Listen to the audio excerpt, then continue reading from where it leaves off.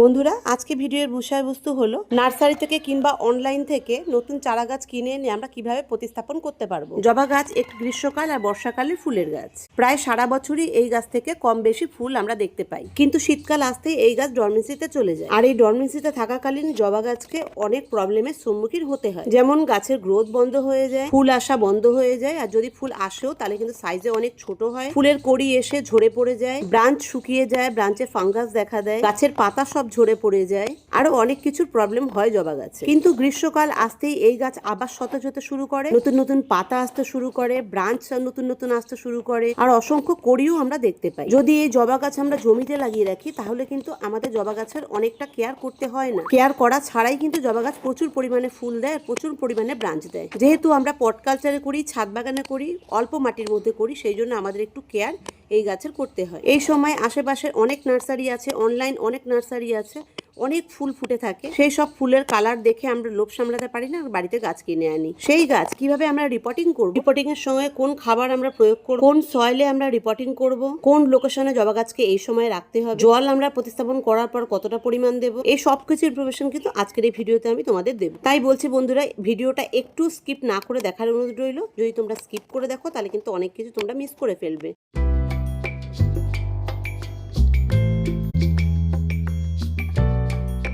নমস্কার বন্ধুরা, আমি সোমা আর তোমরা দেখছো green flower house Bengali version. 3 দিন আগে আমি হাসপাতালে গিয়েছিলাম, সেখানে একটা নার্সারি আছে, ওই নার্সারি থেকে এই চারা গাছ দুটো আমি কিনে আনি। এই গাছ দুটোর আইডি না বলতে পারায় কিন্তু এই গাছ দুটো অনেক কম দামে আমি কিনে আনতে পারি, মাত্র 100 টাকা নিয়েছে দুটো গাছ। কিন্তু গাছ দুটোর কম দামের পেছনে আর একটা রিজন আছে, সেটা হলো এই গাছ দুটো কিন্তু কাটিং এর গাছ, খুব সরু ডালে প্রোপাগেট করা এই গাছ, তাই এত কম দামে এই গাছ দুটো আমি পেয়েছি। দেখতেই পাচ্ছ এই চারা গাছ দুটো কিন্তু অনেক সতেজ রয়েছে। আমি 3 দিন আগে এনে রিপোর্টিং করিনি এই কারণেই, কারণ যে কোনো গাছ নার্সারি থেকে বা অনলাইন থেকে কিনে এনে সঙ্গে সঙ্গে রিপোর্টিং করা উচিত নয়, কারণ এটা অন্য একটা লোকেশনে ছিল, আমাদের লোকেশনে এসে ওকে সেট হতে একটু টাইম লাগে। তাই আজ 4 দিনের দিন আমি এই দুটোকে রিপোর্টিং করব, আর ভাবলাম রিপোর্টিং করে তোমাদের সঙ্গে শেয়ার করি কোন সয়েলে আমি রিপোর্টিং করছি। বন্ধুরা, আমি সয়েল নিয়ে নিয়েছি রিপোর্টিং করার জন্য। নার্সারি থেকে চারা গাছ নতুন কিনে এনে কখনোই বড় পটে প্রতিস্থাপন করা যাবে না। যে কোনো গাছ ভালো রাখতে গেলে, সুস্থ রাখতে গেলে সবথেকে ইম্পর্টেন্ট টিপস হলো এর পট সিলেকশন। আমরা যখনই কাটিং এর জবা গাছ কিনে আনি তখনই তার নিচে একটা ছোট্ট নেট পটে লাগানো থাকে, ওই নেট পটটা কিন্তু ভেঙে দিলে চলবে না। যদি ওই নেট পটটা তোমরা ভেঙে দাও তাহলে কিন্তু গাছটা পুরো মারা যাবে। এটা আমার 8 ইঞ্চির পট, এই 8 ইঞ্চির পটটায় আমি এই গাছটা প্রতিস্থাপন করব। পটের মধ্যে যে একটা হোল আছে, এই হোলটাকে কিন্তু আমি খুলুমকুচি দিয়ে ভরে নেব, ঢেকে দেবো। ঢেকে দেওয়ার পর এর নিচে আমি কিছু সেন্ডার দিয়ে ড্রেনেজ হোলটা করবো। আমি যত গাছ লাগাই সবসময় চেষ্টা করি যাতে নিচে আমি সেন্ডার দিতে পারি, ড্রেনেজ হোল কিন্তু খুব ভালো হয় তাতে। যদি তোমাদের কাছে সেন্ডার না থাকে তাহলে তোমরা ইটের টুকরো কিংবা বালির একটা লেয়ার কিন্তু সব থেকে নিচে দিয়ে দেবে। আমি মাত্র একটা সার প্রয়োগ করব এই গাছটায়, ওই একটা সারেই কিন্তু প্রচুর পরিমাণে বৃদ্ধি হবে আমার গাছে। ওটা কি সার সেটা জানার জন্য তোমরা ভিডিওটা সম্পূর্ণ দেখো। এবার আমি এই সয়েলে কি কি নিয়েছি দেখে নাও। এখানে আমি 60% গার্ডেন মাটি নিয়েছি, আমার গার্ডেনের মাটি এটা নর্মাল মাটি। 20% নিয়েছি আমি রিভার স্যান্ড মানে বালি, আর 20% নিয়েছি গোবর সার, আমার বাড়িতে বানানো গোবর সার। যদি তোমাদের কাছে গোবর সার না থাকে তাহলে তোমরা ভার্মি কম্পোস্ট কিংবা পাতা সারও দিতে পারো। আর যেটা মোস্ট ইম্পর্টেন্ট সেটা হাফ চামচ নিয়েছি আমি, এটা হলো মাইক্রোরাইজার। যখনই কোনো গাছে মাইক্রোরাইজার ইউজ করো তখন আমাদের কিছু জিনিস মনে রাখতে হবে। মাইক্রোরাইজার ইউজ করার 10 দিন আগে থেকে মাইক্রোরাইজার ইউজ করার 10 দিন পর পর্যন্ত গাছে কোনো ফসফরাসযুক্ত খাবার দেওয়া যাবে না, কোনো রাসায়নিক খাবার দেওয়া যাবে না। সেটা যদি আমরা দিয়ে দিই তাহলে কিন্তু মাইক্রোরাইজার যে কাজটা সে কাজটাই হবে না। মাইক্রোরাইজার কাজ হলো গাছের রুটের প্রচণ্ড পরিমাণে বৃদ্ধি করা, আর আমরা গাছে যত খাবার দিই সে খাবারটাকে রুট থেকে ব্রাঞ্চ অব্দি নিয়ে যাওয়া। মাইক্রোরাইজার ইউজ করার 10 দিন বাদে তোমরা সব খাবার দিতে পারো। এবার এই মাটিতে কিন্তু আমি আর কোনো সার দেবো না, মাত্র একটা সারই দিলাম। এটাকে ভালো করে আমি মিক্স করে নেব।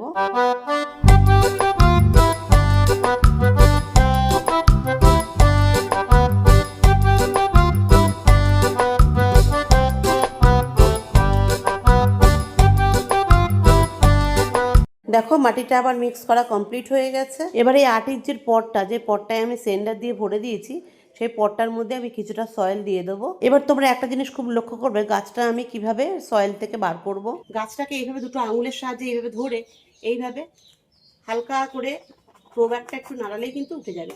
দেখো যাকে এই গাছটা কিন্তু অনেক শিকড় হয়ে গেছে দেখতে পাচ্ছ।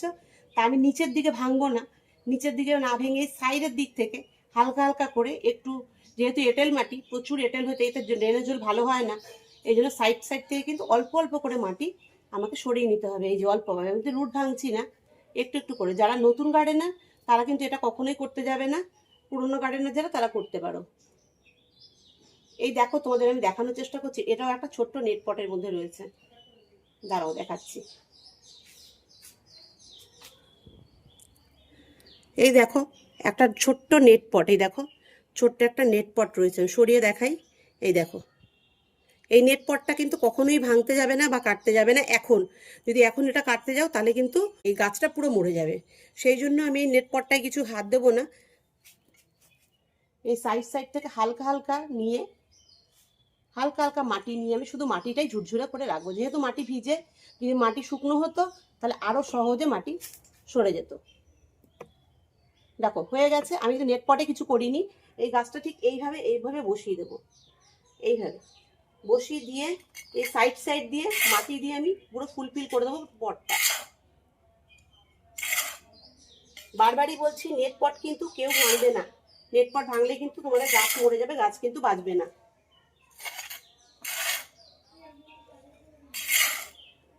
আর একটা গাছ যে আছে সেটাও কিন্তু ঠিক একইভাবে আমি বসিয়ে দেবো। এবার এতে জল দিয়ে দেখাবো তোমাদের, জল মাটিটা কত বুড়বুড়ে হয়েছে আর কতটা ড্রেনের জল ভালো হয়েছে সেটা আমি তোমাদের এখনই সামনে জল দিয়ে দেখাবো।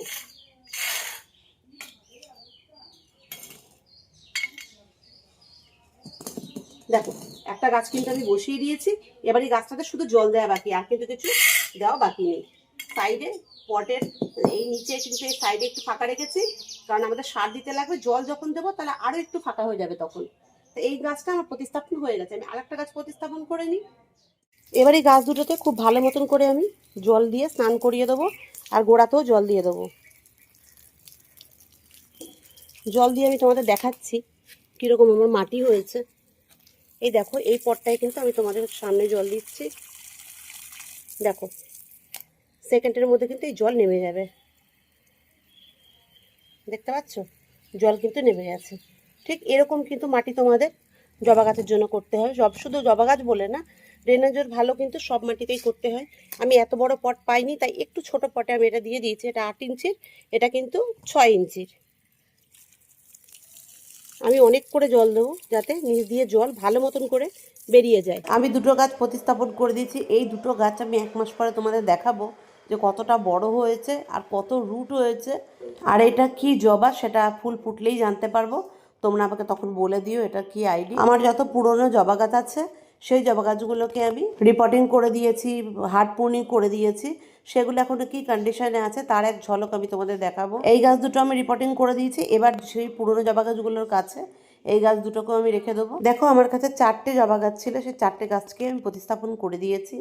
গাছের পাতাগুলো দেখো কত নতুন নতুন কুচি কুচি পাতা এসেছে। এই গাছেও কিন্তু আমি গোবর সার ছাড়া আর অন্য কিছু এখনো পর্যন্ত দিইনি। কাল রাতে বৃষ্টির কারণে পটের মাটি কিন্তু পুরো ভিজে আছে। মাটি শুকিয়ে গেলেই কিন্তু আমি এই গাছে খাবার প্রয়োগ করব, কারণ এখন নতুন নতুন পাতা, নতুন নতুন ব্রাঞ্চ বের হয়ে গেছে। এমন কি খাবার প্রয়োগ করব যে খাবার প্রয়োগ করলে এই গাছে সারা বছর প্রচুর পরিমাণে ফুল পেতে পারবো, সেটা জানতে হলে আমার নেক্সট ভিডিও ওয়াচ অবশ্যই করো। আজকে এ পর্যন্তই থাকলে বন্ধুরা। আমার ভিডিও যদি তোমাদের ভালো লেগে থাকে তাহলে লাইক, শেয়ার, সাবস্ক্রাইব অবশ্যই করে দিও। পাশে থাকা বেল আইকনটি অলে প্রেস করে দিও, তাতে আমার নতুন নতুন ভিডিও যখনই আমি আপলোড করব তখনই তোমাদের কাছে সবার আগে নোটিফিকেশন চলে যাবে। তবে আজকে এখানেই রাখছি, আবার হাজির হয়ে যাব নতুন কোনো ভিডিও নিয়ে তোমাদের সামনে। তোমরা ভালো থেকো, সুস্থ থেকো, বাই বাই।